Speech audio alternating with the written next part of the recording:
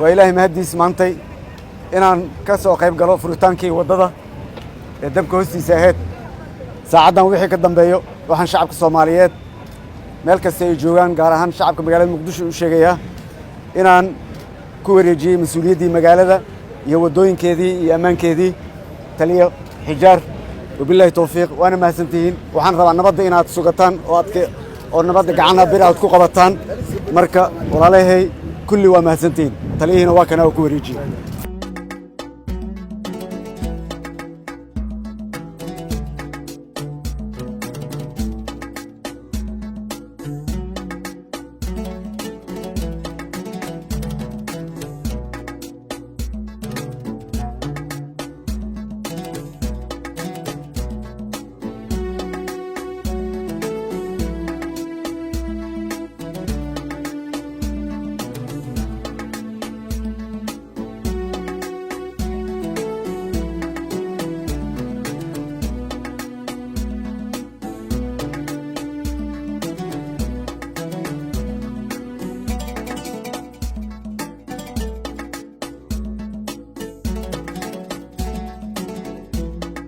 aad ayaan ugu faraxsanahay inaan halkan soo booqdo wadadana aan furno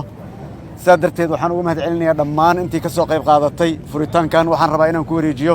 taliska ciidanka booliiska Soomaaliyeed isgoyska Mirnay Soomaan meeshan taagna waa ka codkaas rabay inaan ka maqlo waa kaas